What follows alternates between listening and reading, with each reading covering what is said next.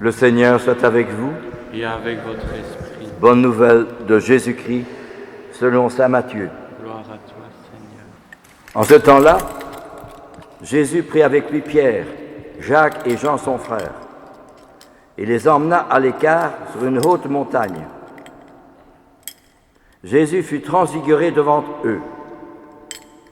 Son visage devint brillant comme le soleil, et ses vêtements blancs comme la lumière. Voici que leur apparurent Moïse et Élie, qui s'entretenaient avec Jésus. Pierre prit alors la parole et dit à Jésus, « Seigneur, il est bon que nous soyons ici, si tu le veux. Je vais dresser 3 tentes, une pour toi, une pour Moïse et une pour Élie. » Il parlait encore lorsque une nuée lumineuse découvrit de son ombre, et voici que de la nuée une voix disait, « Celui-ci est mon fils bien-aimé, en qui je trouve ma joie. Écoutez-le. » Quand ils entendirent cela, les disciples tombèrent face contre terre et furent saisis d'une grande crainte. Alors Jésus s'approcha, les toucha et leur dit, « Relevez-vous, soyez sans crainte. » Devant les yeux, ils ne virent plus personne, sinon lui, Jésus seul. En descendant de la montagne, Jésus leur donna cet ordre, ne parlez de cette vision à personne avant que le Fils de l'homme soit ressuscité d'entre les morts. Acclamons la parole de Dieu. Louange à toi, Seigneur Jésus. Nous fêtons donc aujourd'hui la fête de la transfiguration de Jésus, se monte à bord devant ses disciples, ses apôtres, Pierre, Jacques et Jean. Si Jésus s'est manifesté comme cela à ses apôtres, c'est pour leur montrer sa vraie identité de Fils de Dieu. Car Jésus allait souffrir, connaître l'agonie, la flagellation, le couronnement d'épines, le portement de la croix et le crucifixion. Alors les apôtres sont tous déconcertés, ils ne comprennent pas. C'est pour ça qu'ils ne restent pas avec notre Seigneur, le seul. C'est pas possible, on ne peut pas continuer de vivre avec lui, c'est impossible. Et c'est pour ça que Jésus a été transfiguré devant Pierre, Jacques et Jean pour leur donner du courage lors de sa passion. Jésus est transfiguré, vient du mot latin transfigura, une autre figure, une autre lumière, transformée par cette lumière du Christ. Saint Paul le dit souvent, il faut passer de l'homme ancien à l'homme nouveau, transfiguré par le Christ, par sa gloire, par sa lumière.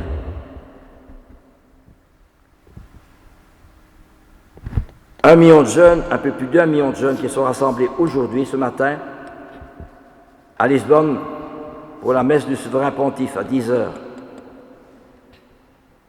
C'est un fait, c'est un événement formidable pour l'Église, pour les jeunes surtout. Il raconte que bien des jeunes, quand ils célèbrent, chantent et lèvent les mains, ils applaudissent et crient leur joie, mais lorsque arrive le moment de la communion, c'est le grand silence. Et on a vu des jeunes qui pleuraient d'émotion quand ils venaient à la communion. De se trouver avec des milliers de jeunes qui proclamaient leur foi dans toutes les langues, de tous les pays. C'est un événement quand même extraordinaire, fantastique qui se passe là. C'est un peu cela la transfiguration de notre Seigneur, devant tant de jeunes dont on dit aujourd'hui ils ne pratiquent plus beaucoup, mais qui alors là se retrouvent une foi, un émerveillement, un enthousiasme extraordinaire, qui ne se passe plus aujourd'hui, hélas. Et justement, quand notre Seigneur est entré dans sa passion, la première chose qu'il dit, lors de son discours, au moment de sa passion, à la dernière scène, « Maintenant, le Fils de l'homme est glorifié. Et il sera glorifié encore. Glorifié, il emploie le mot glorifié. Maintenant, le Fils de l'homme est glorifié, alors qu'il va souffrir sa passion, il va être rejeté, flagellé, couronné d'épines, crucifié. C'est pas possible.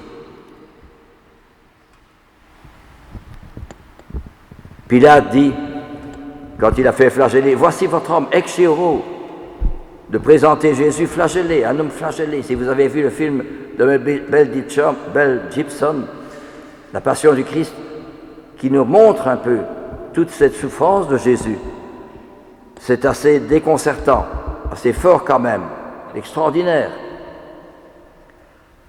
Eh bien, les saints l'ont vécu. Pas plus tard que l'autre jour, remettre de l'ordre sur une table, je vois une revue parlant de ce agriculteur qui, au début de la guerre 40-45, a refusé de s'engager dans l'armée allemande.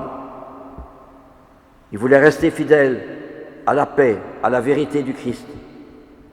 Alors, on montre ça dans le film, qu'il a été arrêté, puis il a été mis en prison. Et là, on l'a interrogé beaucoup sur les raisons pour lesquelles il refusait de s'engager. Et finalement,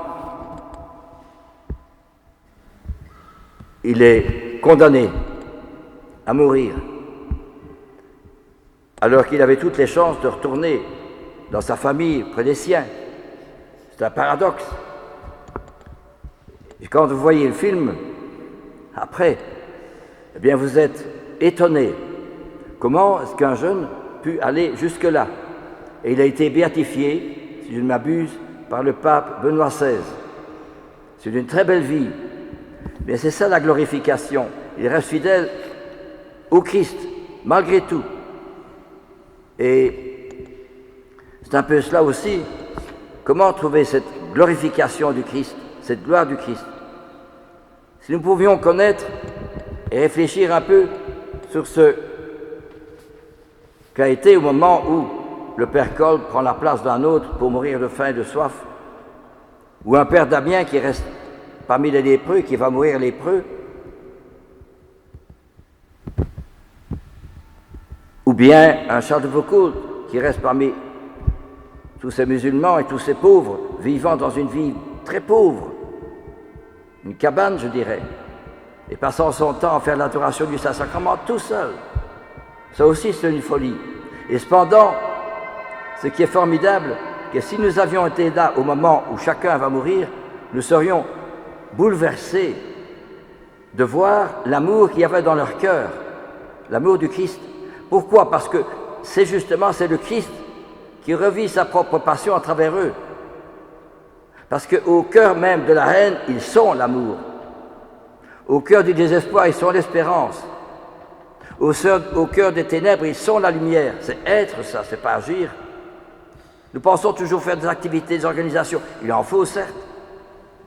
Mais on fait plus de bien par ce qu'on est que par ce qu'on dit et ce qu'on fait. C'est comme ça qu'ont été les saints.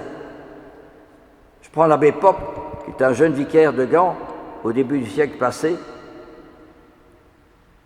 qui vraiment aidait beaucoup, c'était la guerre 14-18, il a aidé beaucoup de gens qui souffraient, qui étaient dans la misère, qui étaient dans la pauvreté.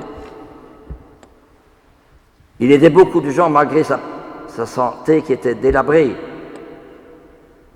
Et cependant, l'abbé Pope n'a pas hésité à continuer à donner sa vie pour tous ces gens, tous ces pauvres. À l'époque, la pauvreté était grande, c'était pendant la guerre 14-18. Jusqu'au jour où l'abbé Pope a dû aller dans un home pour sa santé, mais malgré tout, sa santé était abîmée. Il est mort à l'âge de 33 ans. Lors de son enterrement, il y avait une foule immense de gens dans l'église et tout autour de l'église. Si vous relisez cette belle vie de l'abbé Pope, c'est magnifique. Il a dû remonter par je ne retrouve plus le nom de l'auteur, mais c'est extraordinaire, c'est une belle vie quand même. Eh bien, justement, c'est ça la gloire du Christ. C'est pas comme nous, nous pensons la gloire, quelqu'un qui a beaucoup de sujets, beaucoup de soldats, beaucoup de notoriété, beaucoup de tous les gens qui l'acclament. C'est tout le contraire. Eux, ils sont au pied de la croix du Christ, mais à la croix du Christ, il soulève le monde. L'amour de la dernière place soulève le monde. C'est un paradoxe, c'est le paradoxe de l'Évangile, c'est le paradoxe de la foi, c'est le paradoxe de la gloire du Christ. Hein, Jésus dit bien, au moment où il va mourir, maintenant le Fils de l'homme est glorifié, il sera glorifié. Au cœur même de l'échec, au cœur même de la solitude, au cœur même du rejet, eh bien, il est déjà dans la gloire du Père, comme tous les saints. Le Père Kolb également, Charles de Foucault également, le frère Mussiem, le Père Leb, le Père Damien également, voyez-vous, c'est ce que nous oublions. Et c'est là que se trouve la force, l'espérance, la lumière que les saints peuvent nous donner. Ils ont été transfigurés par le Christ. C'est le Christ qui revivait sa propre vie à travers eux. À force de méditer l'Évangile et de prier et de vivre la Sainte Messe, ils ont été transfigurés par le Christ. C'est cela que veut dire cette belle fête de la transfiguration, qui est une fête beaucoup plus célébrée chez les orthodoxes que chez nous. Parce que les orthodoxes, la liturgie est beaucoup plus solennelle et plus vraiment prise par la gloire, la majesté, la grandeur de Dieu, avec tous les ornements et beaucoup de ministres autour de l'autel. Et l'autel est derrière une iconostase, si on peut dire comme cela, je ne trouve pas bien le mot, parce que le mystère est caché, voyez-vous. Eh bien, puissions-nous redécouvrir justement cette belle fête de la transfiguration, savoir que nous sommes appelés, nous aussi, à être transfigurés. Et la mort n'est pas la fin de tout, la mort n'est pas l'échec, la mort n'est pas l'anéantissement, la mort est un bouleversement, une transformation, une transfiguration, parce que cet amour du Christ qui me brûle le cœur, il va être éclaté au grand soleil de l'amour du bon Dieu. Voilà ce que veut dire justement la glorification, la transfiguration que nous fêtons aujourd'hui. Non, ma mort n'est pas la fin de tout. Je me souviens d'une famille dont le papa est dans un home parce qu'il perd la tête. C'est formidable, un monsieur qui avait beaucoup de responsabilités industrielles, économiques, politiques même. Eh bien, la famille est complètement bouleversée parce qu'il n'y a plus de foi. Hein. Il n'y a plus rien. Dans le home, il n'y a pas de croix, il n'y a pas d'icône, rien. Alors, ou bien l'homme est d'une passion inutile, ça ne sert à rien. Hein. On finit comme ça, c'est fini. Ou bien l'homme est comment dirais-je, c'est une soif d'absolu, appelée à l'infini, à l'infini. Voilà ce que veut dire le Christ par la glorification. Il vient nous dire, non, tu n'es pas condamné aux ténèbres, à la dissolution. Tu es appelé, je dis bien, appelé à la lumière, à la gloire, à l'amour.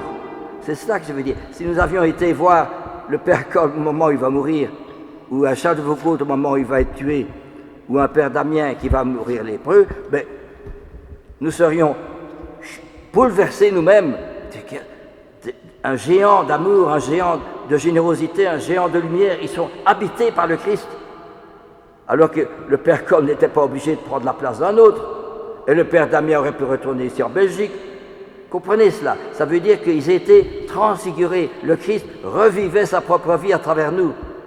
Eh bien, nous sommes appelés, c'est parce qu'on est pris par le matériel, par la télévision, par Internet, par tout cela. Mais les saints, au cœur de la solitude, au cœur de la prière, au cœur du néant, ils ont été transformés par le Christ. Ils n'ont pas fait le jeu de l'avoir, du savoir et du pouvoir. Bien sûr qu'il faut certaines choses. Mais dans la solitude, dans l'échec, ils ont été bouleversés, transfigurés, transformés par une force intérieure qui était le Christ en eux. Parce qu'ils avaient très bien pu dire « Non, je n'ai pas envie de mourir à la place d'un autre, je ne vais pas mourir lépreux, je ne vais pas mourir... » Non, au contraire, ils sont poussés par une force intérieure qui les pousse à donner leur vie. Ce n'est pas l'argent qui les poussait, ce n'est pas la gloire, la richesse, le confort, non. C'est uniquement cette puissance spirituelle du Christ en eux, parce que l'homme est appelé à être transfiguré. Amen. Alléluia.